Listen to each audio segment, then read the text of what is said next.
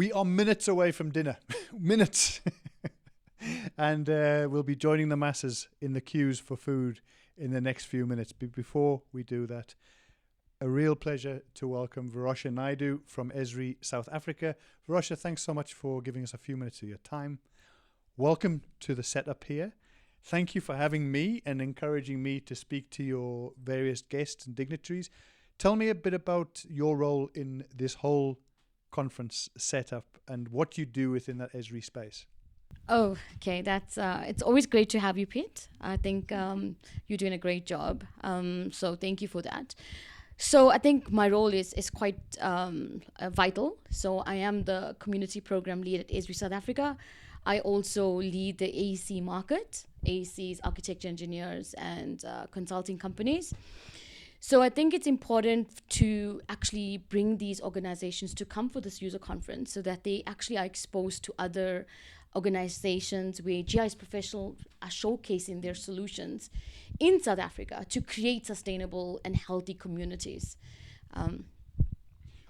And how have you seen things change over how many years have you been with Esri now? So actually, I've celebrated my 10th year Hey, anniversary in July. Congrats. So Wonderful. 10 years. A full decade. And how have you seen things change then? Because I know we had COVID, which was a bit of a disruptor, but you must have been to 4 of these, I'm guessing. Absolutely. Tell us about how things have changed over that period. So I think that things have been, the change occurred with regards to keeping up with the technology and ensuring that we stay ahead of the curve. So some of the changes, like you would recognize, is for COVID. One of the biggest, I think, an unfortunate event, but showcasing how powerful our GIS tool was during that time. So one of my clients is the NICD, National Institute of Communicable Disease, and they report into the Department of Health, and they had to map out this outbreak so that the Department of Health and government actually knows where the location density of the population is sitting with this COVID, so that they are able to now make strategic decisions to understand, is there transportation infrastructure to get medical facilities to the community? How much of vaccination do we need to drive into these communities? Another important aspect is if the population density is increasing, do we need to get SNDF to control the crowd? So I think it plays an influential role in terms of the technology, driving, but also we learn as we go. So when something happens, we act on it. So we're here in the heart of the most beautiful part of KZN, always beautiful in and around Drakensberg and this area of the country. It's been ravaged by floods and disruptions, riots, etc., as well as the COVID. How was Esri able to support in those other elements, particularly around the flooding? We saw some amazing imagery earlier today around some of the case studies and user case studies of how that's unfolded. But your experience within that sort of NGO space as well as the public sector? So we helped. So we're very passionate when it comes to these with these community-driven initiatives. So if a community requires support, we have a lot of programs. So one of the programs that we have is your disaster programs that Patrick has mentioned in our plenary. So we have a non-profit program, we have conservation programs.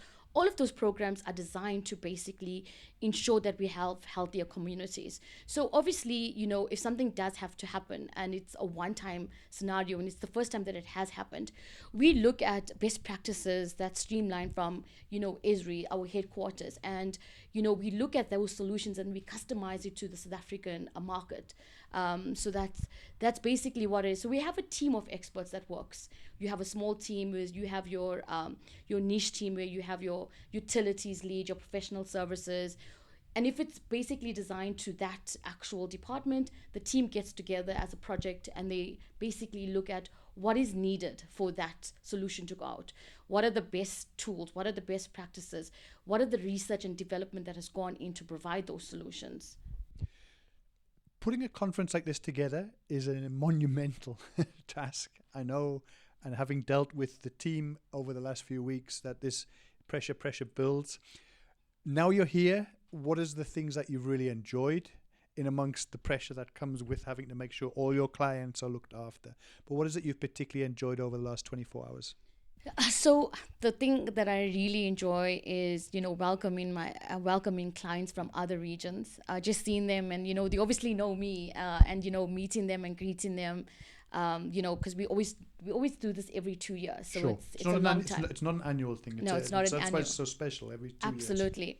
And I think for me is walking into the first plenary session that we have on a Tuesday evening and just sitting there and watching these videos, and you get goosebumps and you get so inspired, and listening to the keynote, as well as our managing director as well, with his opening plenary.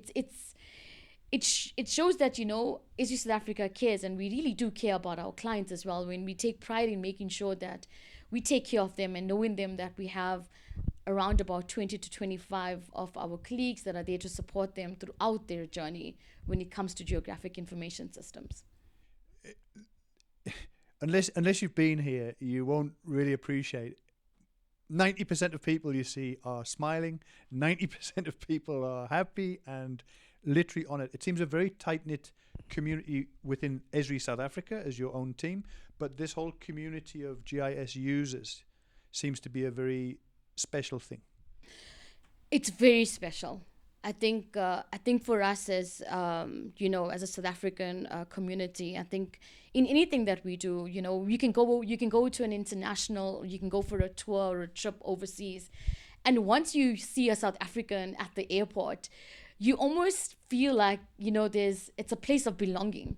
That's what it is. And now it's just putting another person that is basically has learned the same thing that you has learned. So the expectations and the feeling is like times by 1,000. So it's a sense of belonging. Yeah, I think that's a good way of putting it. Maybe that's the slogan for 2 years' time, sense of belonging. But tomorrow, anything of a highlight that you're looking forward to in terms of your own presentation, or others that you're looking forward to hearing from? Yes, so tomorrow we are going to have a session that I'm facilitating with my colleague. So it's connecting communities using innovative mapping. So there's 8 of the presentations, and it's just beautiful. One slide where it's going to be tech talks, where our clients, our GIS professionals, are going to showcase how they are making South Africa a more sustainable community. So it's just how they're showing simplifying decisions and making a difference within their organization, as well as the wider community that they are in.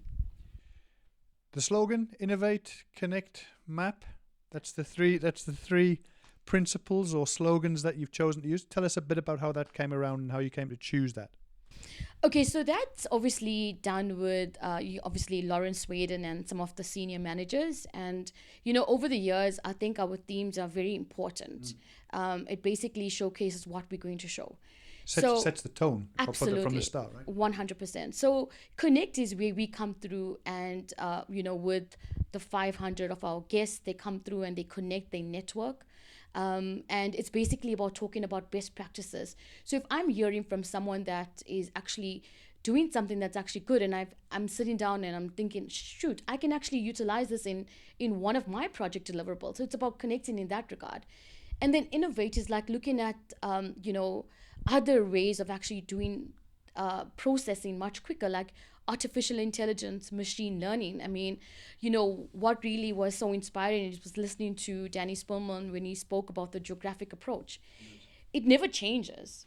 Like 40 years, the geographic approach can be the same, but your output with regards to the new technologies, artificial intelligence and machine learning, it just makes it much more faster to get to your answer, so that you can spend more time on the ground working on data, being available to, collect accurate information. So it saves you from less desktop and more out there being with the community and trying to, get a better sense of what you want to achieve.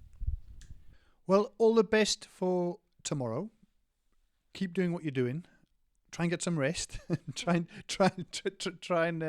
get the pressure off. But in all sincerity, thank you so much for your time, for inviting us here, and enjoy the rest of your conference. Thank you so much, Verosha. Thank you very much. Thank you, Pete.